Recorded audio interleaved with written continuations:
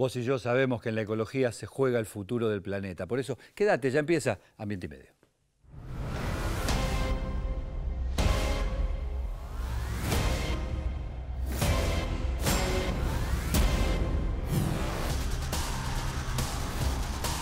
Tuvimos un trabajo muy grande de casi 6 meses de tratar de insertarlos con los pumas que están ahora. Trabajamos mucho con ellos para poder hacer que se junten con estos 3 ejemplares de puma que ahora están ahora en el ambiente con ella.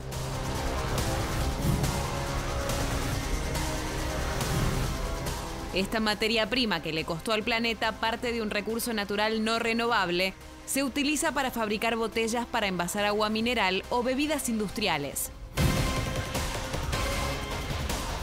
Unas 150.000 hectáreas de las yungas, de este ecosistema en el que estamos hoy, de este ecosistema único, de esta selva riquísima, exuberante, plena de biodiversidad y con la presencia estelar del yaguareté, pasaran a estar protegidas.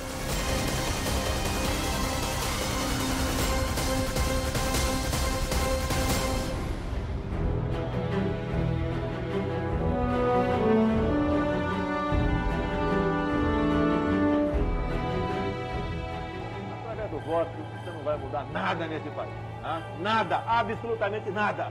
Você só vai mudar, infelizmente, quando um dia nós partimos para uma guerra civil aqui dentro. E fazendo um trabalho que o regime militar não fez. Matamos 30 mil.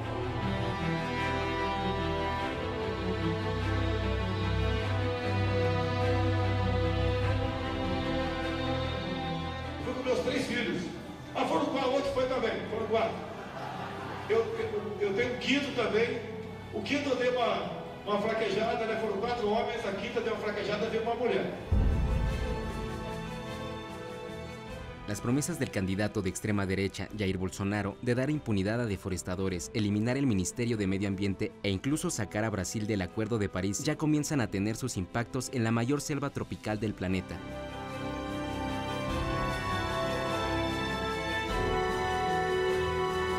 Ustedes me disculparán, pero a mí no se me ocurre ninguna justificación para votar a este señor, pero claro, esto es un programa de medio ambiente, no de política. O sí, también es un programa de política, porque hablamos de la política en el sentido de aquello que tiene que revelarse como lo trascendente para nuestra vida y la de nuestros hijos. Miren acá, miren, esto, el Amazonas. ¿De quién es? ¿Es solo de los brasileños? Porque si lo miramos en la escala de lo que significa el planeta y sus áreas que todavía tienen bosques nativos con capacidad de generar fotosíntesis para proveer de oxígeno al planeta y reducir la cantidad de dióxido de carbono que se acumula en la atmósfera, difícilmente lleguemos a la conclusión de que es solo brasileño. No se enojen conmigo los brasileños, pero la verdad es que a esta altura discutir que el Amazonas es un bien de la humanidad, a mí me resulta casi una obviedad. El Amazonas es un bien de la humanidad. Por lo tanto, que el señor Bolsonaro, con las disculpas de la palabra señor, diga que, como está diciendo, que el Amazonas tiene que ser aquello que va a motorizar la explotación de madera, de soja, de ganadería, de represas hidroeléctricas, a costa de ese bien de la humanidad, a mí me parece no solamente una insensatez, sino algo que debiera ser frenado. Estas son las circunstancias en las cuales uno se pregunta, ¿para qué están las Naciones Unidas? Para emitir discursos altisonantes y acuerdos que después nadie cumple, ni siquiera entre ellos. Porque el punto es que, como Trump, al anunciar que se iba del Acuerdo de París, cuando asumió la presidencia de los Estados Unidos, como Bolsonaro ahora, que también anuncia que se va a ir del Acuerdo de París, pero al mismo tiempo que se va a llevar puesto el Amazonas. Lo que está en discusión es que ellos pueden permitirse eso porque la diplomacia internacional fracasó a lo largo de los últimos 25 años. Y todos los acuerdos que se expresaron, se evidenciaron, se firmaron, se festejaron, se celebraron, quedaron simplemente en palabra muerta. Por lo tanto, pregunto una vez más, ¿dónde está Naciones Unidas ahora para defender esto, que es patrimonio de la humanidad? Porque es el reservorio de oxígeno más importante que tiene un planeta, que, según las Naciones Unidas, solo tiene 12 años para evitar consecuencias catastróficas e irreversibles provocadas por el cambio climático. De eso se trata. Por acá, muchachos, por acá, por acá, Pero, por acá, por acá. ¿qué es esto? Por acá, por favor. Tommy. ¿Me va a permitir, Fede? Tommy, estoy trabajando. Permiso, Antes que nada, espere. Espera un cachito que no, tengo que me trabajar, grite. Federico. No, me permite. Espere. Primero le voy a dar un beso. Está bien. Dale, siga. Siga, Federico, Siga. ¿sabe qué es lo que pasa? ¿Qué? Que no tenemos más espacio, ¿sabe? Y tenemos que tirar las botellas de PET en algún lugar. Y es necesario utilizar un Y yo estudio te las de traje a usted televisión. porque usted seguro sabe qué hacer, entonces yo le traigo las botellas. Porque no sabemos qué hacer. ¿Podemos hacer un concurso? ¿Cuántas ¿Quiere hacer botellas hay malabares? acá? Y No, yo ya malabar- las conté. ¿Las contó? Sí. Ah, no me jodas. No las conté, mentira, Federico. ¿Cuántas hay? Y para mí hay ¿Cuántas hay? 111. No. Pero era en serio la pregunta. Y yo le dije en serio, Federico, 111. No, acá hay como Para 300 usted, botellas. ¿cuántas? 300 botellas debe haber acá. ¿Después las contamos? Y dale, contalas. ¿Y qué podemos hacer mientras tanto para ponerla en algún lugar? ¿Dónde la podemos tirar? Espere, mientras nosotros dos decimos todas estas pavadas, ¿podemos ir viendo la información de las placas donde da cuenta de qué significa esto? Esto que tenemos acá en el estudio. Miren, 1 millón de botellas de agua, botellas con agua, se compran en el mundo por minuto. Y solo se recicla el 7%. Quiere decir que todo esto, tal como va, ¿a dónde? A la basura, al estudio, televisión. Mire, ¿Sabe una cosa? hay un aumento previsto del 20% para dentro de muy poquito tiempo. O sea, cada vez más y más. Y diga, Tommy. ¿Sabe una cosa? Dime. ¿Sabe cuál es la vida útil de estas botellas? ¿Cuál es? Y más o menos 60 días, Federico. Claro, uno la Pensá que compra. la comprás y la usás 60 días máximo. A veces es una hora, un ratito. Ponele. Un ratito. ¿Y qué es lo que más vale? ¿Lo que va adentro o lo que va afuera? Y lo que va adentro. No, el 90% del precio es el envase.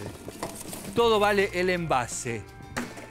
Bueno, ahora, la verdad, esto que estamos haciendo acá, Tommy, es representativo de la barbaridad que estamos cometiendo todos los días con las botellas de PET. ¿Vamos a discutir alguna vez seriamente sobre esto?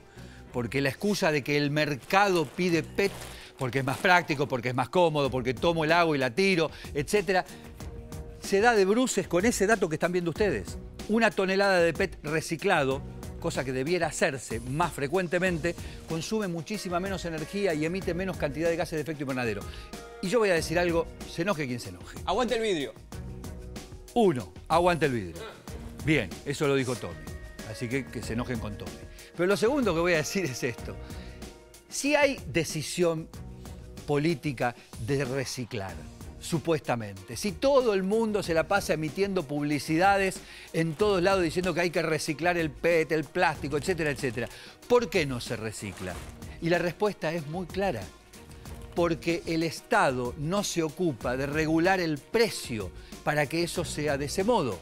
Si dependemos de que el precio se conforme a partir del costo de alguien que tiene que levantarlo, de alguien que tiene que vivir de esto, de alguien que tiene que transportarlo, etcétera, etcétera, pasa lo que pasa en la Argentina, que es más barato ir a comprar PET nuevo para hacer una botella nueva que ir a comprar el PET reciclado para hacer, permiso, me voy a agachar, para hacer esto, que es una botella, entre comillas, nueva, de PET reciclado. Es más barato, insisto, ir a comprar el PET para hacer una nueva con el costo de petróleo y de impacto ambiental que eso supone. Diga. De 2030, en vez de Amazonia, Petazonia. Vamos a tratar de no hacer un juego de palabras con eso. ¿Dónde está la señorita nueva que vino a trabajar acá? ¿Viene o no viene? Ay, espere, antes de que venga la señorita nueva. ¿Vamos a ver el informe sobre PET, Tommy? Vamos. Este equipo de perforación que vemos trabajando en la Patagonia extrae todos los días miles de litros de petróleo de las entrañas de la Tierra. Esta sustancia se utiliza principalmente para hacer combustible y cientos de derivados.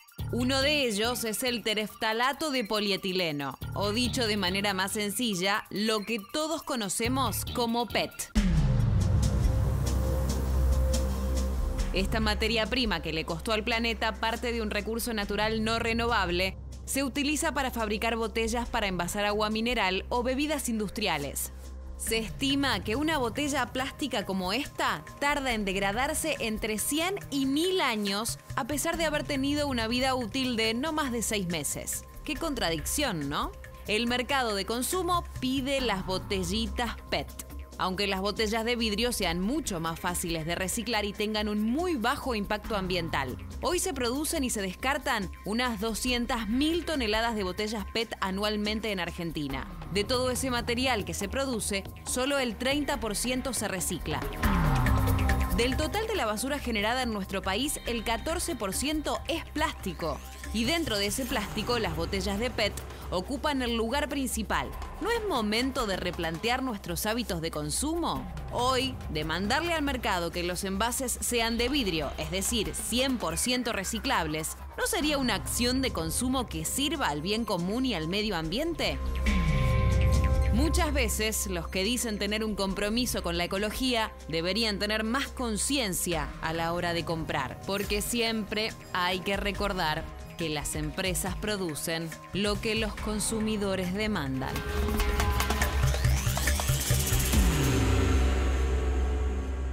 Yo siempre cuento una anécdota de que en una presentación de una botellita de PET presuntamente ecológica, porque en su diseño se gastaba menor cantidad de plástico que en el diseño anterior, alguien preguntó, bueno, pero ¿por qué no las hacen directamente de vidrio? Y la respuesta de la empresa que estaba presentando esa nueva botella de PET fue porque el mercado pide PET. En el tape que ustedes acaban de ver, hay dos cuestiones que hay que resaltar. La primera es que de eso se habla cuando se habla de economía circular, de la idea de insertar en el proceso productivo algo que se convierte en residuo y tiene que volver a convertirse en materia prima. Y el segundo elemento es que es verdad que hay que trabajar sobre la conciencia, esto lo decimos siempre, usen más vidrio, usen menos PET, etcétera, etcétera.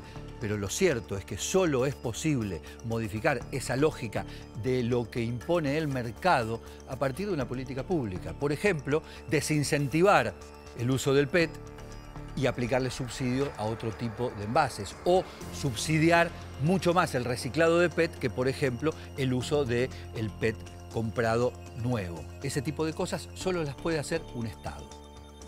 La señorita nueva. La señorita nueva, me dicen. Les aclaro que es porque me fui de viaje por trabajo. Ah, estaba esperando para hacer su descargo, Andrea Ferrario. ¿Qué tal, André? Bien, muy bien. Sergio, ¿de qué te puedo hablar hoy con el estudio como está lleno de basura?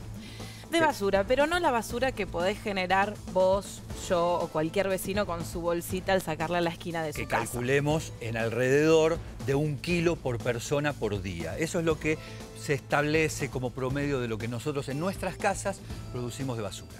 No, estamos hablando de grandes generadores de basura, actividades que generan más o menos más de 1000 kilos por mes, como puede ser... O sea, 30 veces más que una persona individual diariamente. Exactamente. Alguna vez no sé si se preguntaron a dónde va la basura que genera, por ejemplo, un hotel, un supermercado, un banco, una universidad. Otra aclaración. Hoy te voy a interrumpir. Me va, vos interrumpime. Otra aclaración. Todos los ejemplos que acaba de dar André, todos muy pertinentes, casualmente son de grandes generadores que tienen alta potencialidad de reciclaje en su basura, de reutilización, porque es papel, es vidrio, envases, todas esas cosas que son potencialmente reciclables. Totalmente, y por eso hay una ley, la 14.273, que regula a estas actividades que deben hacerse básicamente cargo de sus residuos. ¿Cómo deben separar en origen, hacerse cargo del transporte? Quizá ustedes a veces ven en la calle algún camión recolector de basura que no reconozcan como los que tienen los colores de la ciudad. Esos mismos son privados. Estas empresas tienen que pagarlo para que vaya lo menos posible a disposición final. Y se supone que pagan todos y todos los grandes generadores cumplen con esta ley maravillosa. Qué optimista, Sergio. ¿Que no estamos en Noruega? No, estamos en Argentina. ¿Y entonces? Entonces, ¿qué hacen muchos? No quieren pagar, agarran las bolsitas, llaman un camión y lo mandan a un basura clandestina. Por supuesto. Fuimos a una cooperativa en La Plata, así que vamos a ver cómo hacen el trabajo de reciclaje. Vamos a ver esa cooperativa que recibe precisamente los residuos de un gran generador.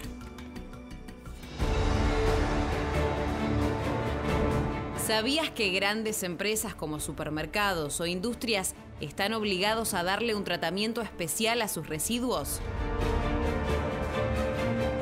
El descarte de su basura tiene que ser separado para su posterior reciclado. Y para eso existen en la provincia de Buenos Aires varias cooperativas de recicladores que atienden estas necesidades. Hemos hecho un trabajo firme a favor del reciclado con inclusión social.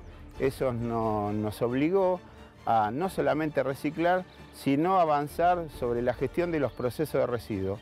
Hoy las cooperativas cartoneras somos parte de una mesa en OPDS donde nos permite participar de las estrategias que se generan a favor del residuo con inclusión social, en este caso de las empresas y seguramente que en segundo término de los hogares. Hasta estos centros llegan los residuos no tóxicos de diferentes partes de la provincia. Aquí se reciclarán para obtener subproductos que son comercializados nuevamente como materia prima a otras empresas. Bueno, en términos ambientales, el trabajo de las cooperativas cartoneras es la separación del material. Creemos firmemente que somos un actor más que importante en los procesos de la sociedad para evitar el entierro de materias primas que son valederas, y esto genera parte de la solución ambiental para no seguir contaminando con las materias primas que se tiran o se entierran como desechos. Estas cooperativas de recicladores tienen la misión de lograr una reducción en el volumen de residuos para que la disposición final de esa basura sea la mínima.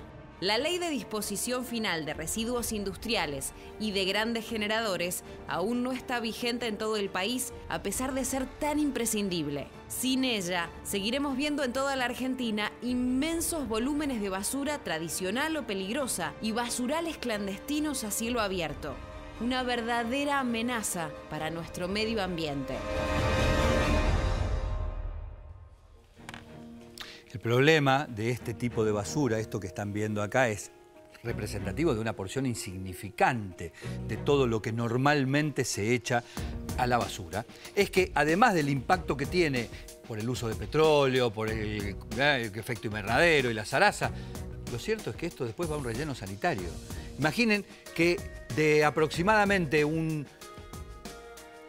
kilo por persona que decíamos recién, de basura que generamos en nuestras casas, la mitad se calcula que son restos de comida. Pero esto a veces incide en hasta un 20, un 25% de la basura total. Es un disparate, porque esto después se aplasta y va a un relleno sanitario. Imagínense toda la tierra que se podría ahorrar de uso en un relleno sanitario, por ejemplo, destinarla a un uso social, más toda la contaminación del suelo que nos podríamos evitar si no se utilizara esto sistemáticamente. Toma, 111 dijo Tommy, 110, 109. No, yo lo hago más así con el pie. ¿Cómo estamos, Sergio? ¿Bien? ¿Cómo va? ¿Todo tranquilo? Bueno, Sergio, vamos a hablar de la basura, por supuesto, porque además de la cooperativa de tratamiento de reciclaje, fuimos a conocer una empresa aquí en la ciudad de Buenos Aires que trata estos residuos y estuvimos hablando y conociendo un poco de la situación de la basura aquí en Argentina. Una empresa con alta tecnología y vamos a hablar de un poco de lo que hablamos siempre sobre este gran problema que tiene la Argentina, que es la basura. Lo vemos. Avanti.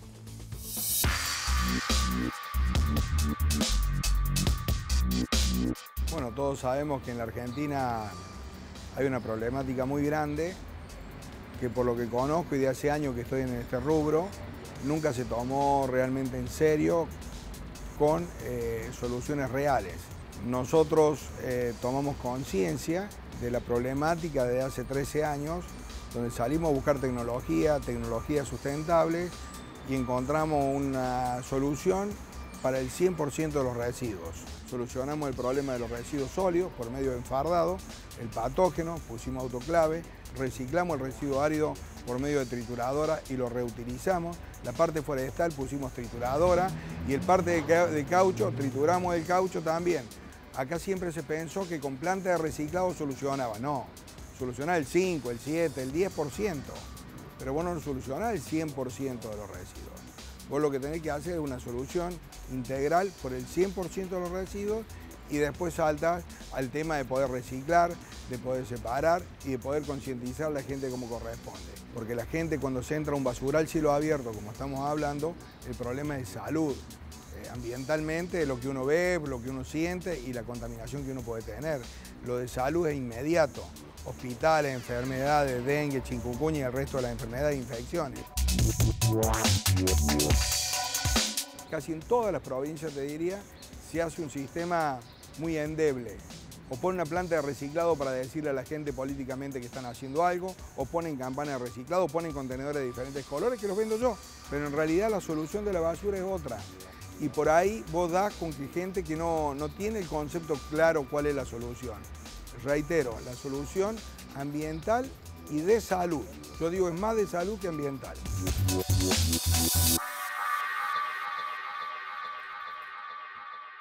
Presten atención a este dato. Una de esas botellas que vemos ahí pesa más o menos, así vacía por supuesto, 30, 50 gramos. Vean en la pantalla ahora el dato de cuántas botellas de PET, qué cantidad, qué volumen, qué peso de botellas de PET producimos todos los días en la Argentina. 200.000 toneladas de envases de PET. ¿Cómo llegamos a partir de que cada botella pesa 30 gramos? Y de esas se dice, hoy estamos muy generosos en Ambiente y Medio, que se recupera aproximadamente el 30%. Digamos que sí. Dos reflexiones. Una, la basura es el principal problema ambiental de la Argentina. Porque esto que tienen acá representado en el estudio se reproduce en las ciudades, en los ríos, en los lagos, en los arroyos entubados, en donde quieran. Por supuesto en los basurales a cielo abierto, en las esquinas. Este es el paisaje de las ciudades argentinas en las cuales, como siempre digo, viven 9 de cada 10 argentinos. Quiere decir que si el problema de las ciudades argentinas es la basura, el problema principal de la Argentina es la basura por propiedad transitiva, silogismo puro. Y la segunda cuestión es que podemos seguir insistiendo con la conciencia individual todo lo que querramos. Podemos seguir insistiendo en separar la basura en casa todo lo que querramos. Podemos insistir en la necesidad de que las cooperativas de cartoneros sigan haciendo un trabajo abyecto y humillante y creamos que esa es la solución. Pero si no ponemos la maquinaria del Estado, por ejemplo, en la recolección diferenciada de los municipios para que un camión pase a buscar esta basura que supuestamente se separa en las casas algunos días por la semana, nada de esto va a funcionar y vamos a seguir estando así. Si tenemos conciencia ecológica y la estamos pregonando todo el tiempo, si tenemos las cooperativas de cartoneros, si tenemos todo lo que tenemos y todavía el paisaje es este en la Argentina, quiere decir que algo estamos haciendo mal. ¿Y quién lo está haciendo mal? El Estado, en su conjunto. Ocupémonos de resolver el principal problema ambiental de la Argentina. Ya volvemos con más Ambiente y Medio.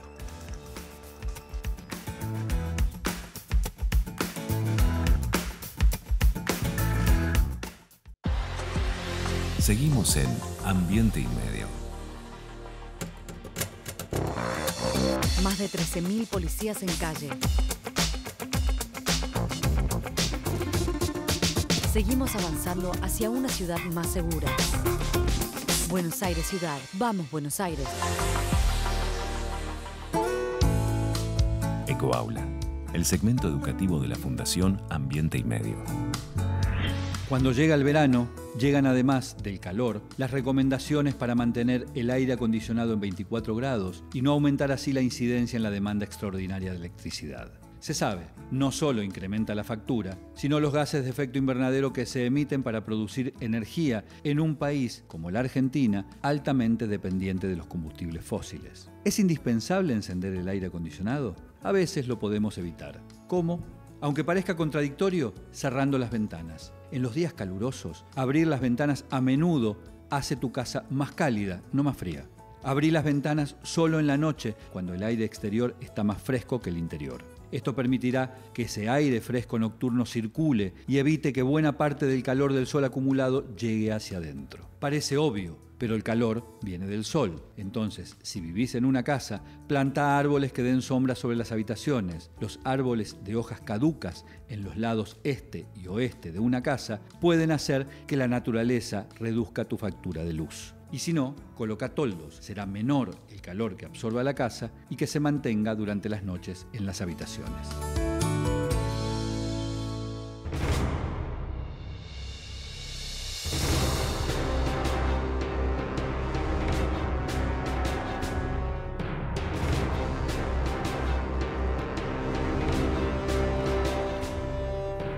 Naciones Unidas alertó con fecha. Naciones Unidas señaló el panel intergubernamental de cambio climático. Los científicos que asesoran a las Naciones Unidas alertaron que si no se modifica el patrón de generación de electricidad, de energía, reduciendo en un 45% la cantidad de gases de efecto invernadero que se emiten a la atmósfera, en solamente 12 años vamos a estar en el horno, literalmente. Por lo tanto, en Ambiente y Medio hemos decidido hacer nuestro aporte e iniciar este contador regresivo desde los 12 años que marcó Naciones Unidas hasta el momento en que estemos fritos. Vamos a intentar evitarlo, para lo cual nosotros aportamos algunas ideas, como por ejemplo lo que estaban viendo recién del aire acondicionado, pero también algunas otras, como por ejemplo empezar a tener políticas públicas que utilicen menor cantidad de combustibles fósiles, que son los generadores del calentamiento global a través de los gases de efecto invernadero. ¿Qué es lo que pasa en relación a esto si no se cumple con lo que ha pedido Naciones Unidas? Por ejemplo, que varios millones de personas van a estar afectadas por el aumento del nivel de los océanos, producto del derretimiento de los polos. Y la diferencia entre 1,5 grados y 2 grados de aumento de la temperatura promedio del planeta es lo que Naciones Unidas dice que es crucial a tener en cuenta. Pero en estos días pasó algo que merece ser vinculado, aunque parezca que no tiene tanto que ver con este contador regresivo que vamos a aportar en Ambiente y Medio a partir de ahora. Un derrame de petróleo en Vaca Muerta. Vaca Muerta es, todos lo sabemos, algo así como el Dorado, es decir, aquello a lo cual la civilización argentina va a ir a buscar el santo grial que la salvará del atraso y del subdesarrollo. Es complicado lo de Vaca Muerta, no solo por la mala praxis que provocó, por ejemplo, este accidente con un derrame de petróleo del cual todavía no se conocen bien los detalles, sino por lo que implica apostar y seguir apostando a energías no renovables, a energías procedentes de los combustibles fósiles. Pero el alerta respecto de Vaca Muerta y de la apuesta de la Argentina en relación a este yacimiento no convencional de gas y de petróleo, no la dio el ambientalismo, no la dio la izquierda revoltosa, la dio una vez más Naciones Unidas. Desde Ginebra, desde la sede principal de Naciones Unidas vinculada con el seguimiento de los acuerdos internacionales, se le indicó a la Argentina que seguir apostando a la producción de energía a partir de Vaca Muerta, reitero, gas y petróleo que se queman y emiten gases de efecto invernadero, puede llevar a nuestro país a incumplir con el Acuerdo de París, a incumplir con la cuota de emisiones que la Argentina tiene asignada en este concierto internacional de la contaminación global. Entonces, ojo, porque si miramos la matriz energética de la Argentina actual, vamos a ver que casi el 80%, más del 80% es gas y petróleo.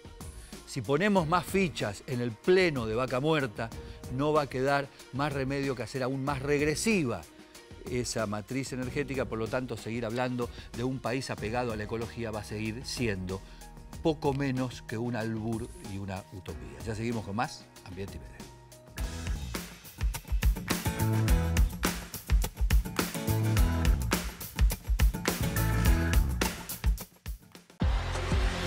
Seguimos en Ambiente y Medio. ¿Quieren ver un incendio forestal? Ahí está. La ballena franca austral de ninguna manera está fuera de peligro. El plomo es directamente un resultado de eso, de todas esas chimeneas que ustedes ven allá. En primera persona, experiencias de la ecología real. Presentado por... Cada viaje es único. confort, espacio y seguridad. Probada en todo tipo de viajes. Nueva Toyota Innova. ¿Vos sabías que además de punas, salares y desiertos, en el noroeste de la Argentina hay una selva? Y una selva en un estado de conservación notable. Se llama Las Yungas. Y entre el Estado, parques nacionales, y un privado, permiten que esa selva siga siendo exuberante. Te la muestro en primera persona.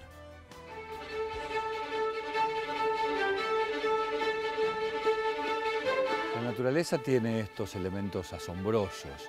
En una superficie muy pequeña, comparada con la superficie total de la Argentina, se concentra el 50% de la biodiversidad. Y esa biodiversidad está concentrada precisamente acá, en Las Yungas. Las Yungas es, por decirlo de alguna manera, una lengua que baja en dirección norte-sur y que se interna en la provincia de Jujuy y que viene desde el Perú, y es una de las selvas más ricas que se encuentran en el cono sur. De que aquí conviven el Estado y los privados en un ejercicio conjunto de conservación. Porque está el Parque Nacional Calilegua y de manera contigua, como en un corredor sin solución de continuidad, está la reserva de la empresa Ledesma. En total son más de 150.000 hectáreas cubiertas por una de las selvas mejor conservadas que hay en la Argentina, Las Yungas. Vamos.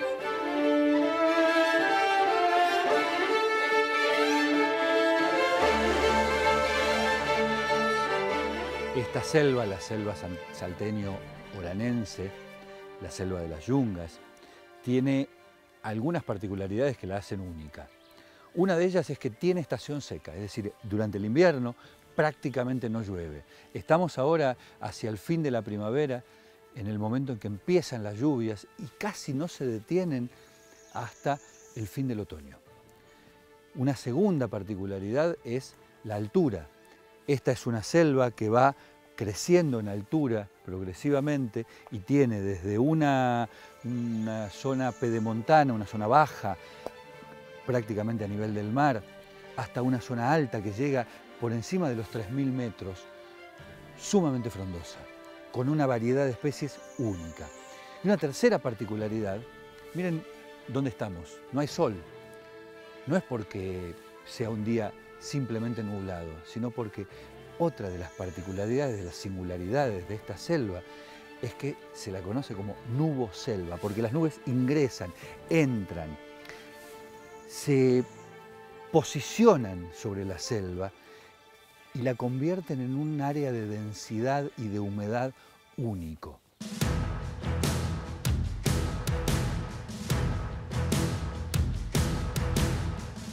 ¿Cuál es la singularidad del Parque Calilegua y de Las Yungas? ¿Qué es lo que básicamente motiva la actividad de los guardaparques diariamente acá? Para el caso particular de Calilegua, una de las funciones principales que cumple es proteger todas las cuencas hídricas, ¿no? El agua que sale de alguna manera, que se produce en el parque, abastece, sirve para consumo de las poblaciones locales y a su vez para toda la actividad agropecuaria, digamos, y agrícola, pensando que hay más de 1,5 millones de hectáreas, ¿no?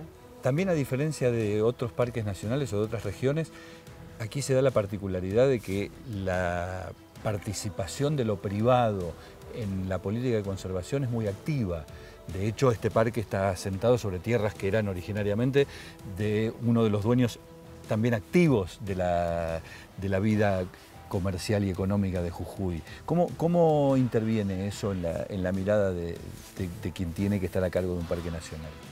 Sí, sin lugar a dudas, digamos, que la conservación se hace entre todos, digamos, ¿no? Entonces, involucrar a los diferentes actores que están en el día a día con nosotros, nuestros vecinos, hace de que esto de la conservación sea mucho más fácil, ¿no? Que nosotros de alguna manera garantizamos un corredor, digamos, ¿no? Y ese corredor hace que un montón de procesos ecológicos se puedan seguir desarrollando, digamos, normalmente.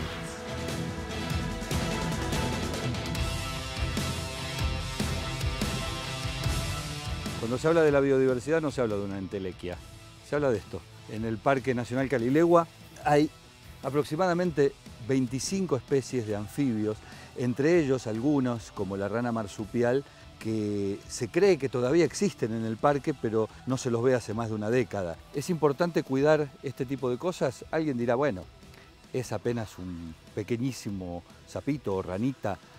Seguramente en algún punto del ciclo de vida de lo que ocurre aquí dentro de la selva de las Yungas, este ejemplar es importante.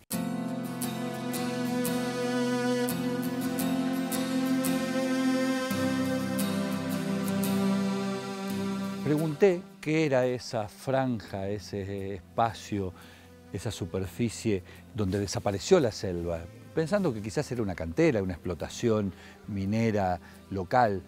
Me dijeron, no, es un deslizamiento, es un derrumbe, es una avalancha que se llevó ese pedazo de monte, porque por abajo circula un arroyo que en épocas de seca va con un hilo de agua simplemente, pero que en épocas de lluvia, en el verano principalmente, baja con unos torrentes, porque las lluvias aquí son muy abundantes y muy copiosas durante el verano, y esa lluvia va arrastrando lo que encuentra y de pronto produce estos deslizamientos, estas avalanchas, que son la particularidad natural de esta zona, de Jujuy, de Salta, del norte, del noroeste de la Argentina.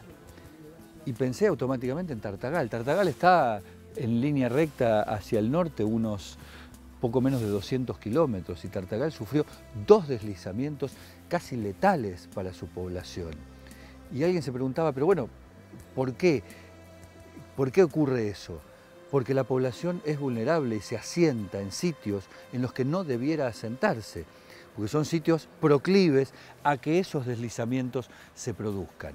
Y un elemento adicional, si además de los deslizamientos lógicos, por decirlo de algún modo, hay una fuerte deforestación, como existe en la zona aledaña a Tartagal, esas avalanchas se multiplican y pasa lo que pasa en sitios como Tartagal. Por eso, tener la vegetación anclada, tener la posibilidad de que la selva esté sana, no evita esos pequeños deslizamientos, pero sí evita la catástrofe natural y social.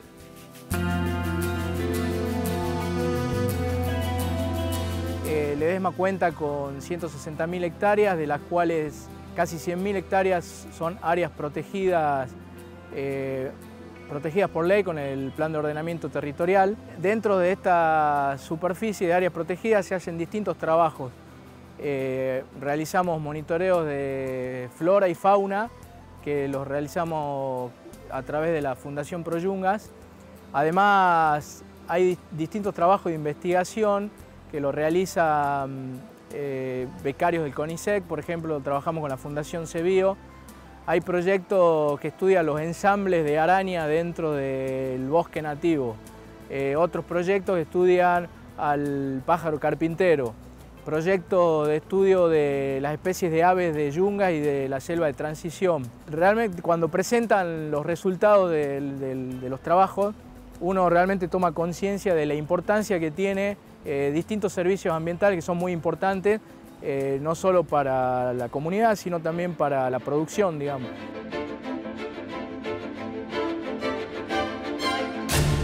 Esto que ustedes ven acá parece y es una escalera. Resulta que este canal, que abastece de agua a buena parte de los campos de cultivo de caña o de cítricos de la empresa Ledesma, era también al mismo tiempo una especie de trampa mortal para buena parte de la fauna que circula dentro de este área protegida. Y aparecían animales muertos y era un contrasentido que una reserva que presuntamente está destinada a conservar la fauna y toda la biodiversidad tuviera, producto de la presencia de este canal, una sucesión de accidentes que mataran esa fauna. Entonces se discutió la manera de resolverlo y el resultado fue este. Esas escaleras, para permitir originariamente que los animales saliesen ilesos de quizás haberse caído al canal, resultó que finalmente se convirtieron en la playa, a la que van buena parte de los animales a descansar, a tomar agua, sin ningún riesgo y sin poner la fauna de esta reserva en peligro. En el año 75 se donan las 76.000 hectáreas para el Parque Nacional Cahilegua y quizá en ese momento, no pensando en que iba a ser lo que hoy es el Parque Nacional Cahilegua y lo que podría generar un área protegida como es hoy el parque y la misma área de Ledesma, sino pensando en que era un sector muy importante porque es la base, es la esponja donde se genera todo el agua que después utiliza el cultivo, digamos. ¿Y ese ordenamiento territorial que es el que hoy da lugar a esta reserva, más todas las áreas circundantes al Parque Cahilegua, es fruto de la Ley de Bosques, es antecedente necesario de la Ley de Bosques y convierte a Jujuy en una provincia relativamente pionera en el respeto de la Ley de Bosques?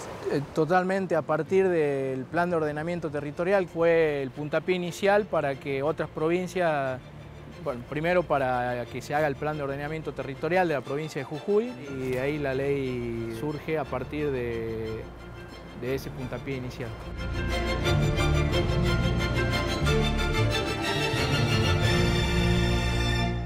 ¿Por qué un ecosistema como este, las yungas, necesita de la participación activa de una ONG como ProYungas, que ya lleva casi 20 años actuando en esta zona, para poder garantizar su conservación?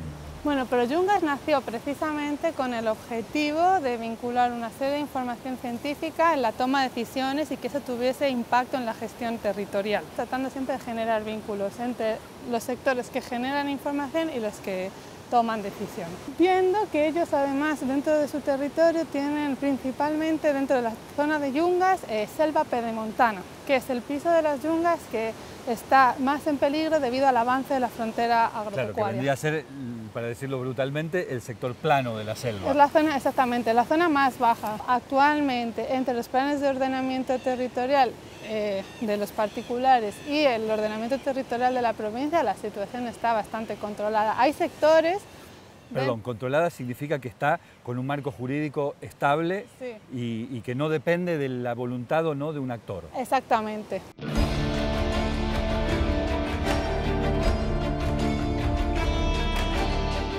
La Argentina, que emergió de la crisis del 2001, se encontró con varios conflictos. Uno de ellos, inesperado. El aumento del precio de los commodities, en la mayor parte de los casos, condujo a un avance vertiginoso e inesperado de la frontera agropecuaria. Esto es, topadoras que iban sobre montes nativos y detrás de ellos, por ejemplo, una plantación de soja. En los bordes del país, en las zonas hasta ese momento menos explotadas desde el punto de vista agropecuario, también pasó lo mismo. Por ejemplo, acá en Jujuy.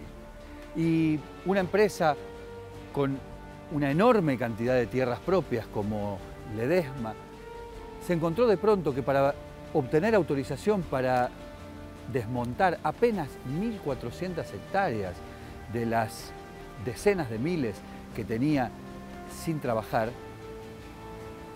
no solamente no obtenía rápidamente ese permiso, sino que se le abría una crisis. ¿Con quién?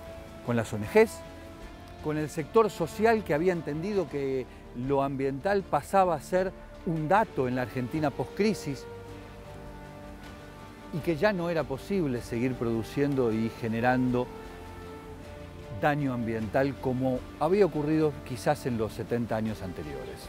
Curiosamente, aquí en Jujuy, eso motivó un proceso de ordenamiento territorial que luego a nivel nacional se verificó en la Ley de Bosques, pero en Jujuy tomó la forma de un trabajo conjunto entre distintas organizaciones del Estado y la sociedad civil y las empresas, y dieron como resultado que hoy unas 150.000 hectáreas de las yungas, de este ecosistema en el que estamos hoy, de este ecosistema único, de esta selva riquísima, exuberante, plena de biodiversidad y con la presencia estelar del yaguareté, pasaran a estar protegidas. Y pasaran a estar protegidas pese a que una parte de ellas pertenecen a una empresa privada. ¿Fue posible? ¿Será posible mantenerlo hacia adelante en el tiempo? Ojalá. Y ojalá además lo que ocurrió en Jujuy pueda ocurrir en todas las provincias.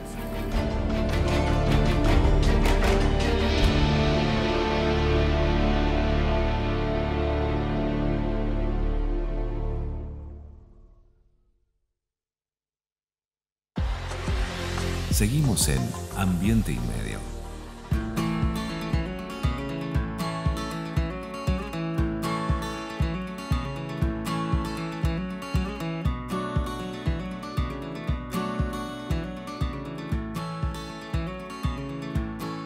Para que podamos comprar productos de calidad, a buen precio y sin intermediarios, los productores de la provincia están en el mercado en tu barrio. Busca el mercado más cercano a tu casa en gba.gov.ar/mercado en tu barrio. Buenos Aires Provincia. Entre todos, podemos más. Dios mío. Alabado sea el bioetanol, Federovisky. Alabado sea el bioetanol. Hemos tocado fondo. ¿Sabe lo que es el bioetanol, Federovisky? Parece Bilardo con la botellita en la cancha de River. Escúcheme. Dígame. El bioetanol es un combustible a base de vegetales. ¿Por qué lo pone ahí arriba? Porque hay que lavarlo. Lo bajo igual porque... ¿Hay que lavarlo? Me canso los brazos, sí, lo dejo. Está viejito. El bioetanol se hace a base de caña de azúcar. ¿Sabe? ¡Opa! ¿Sabe?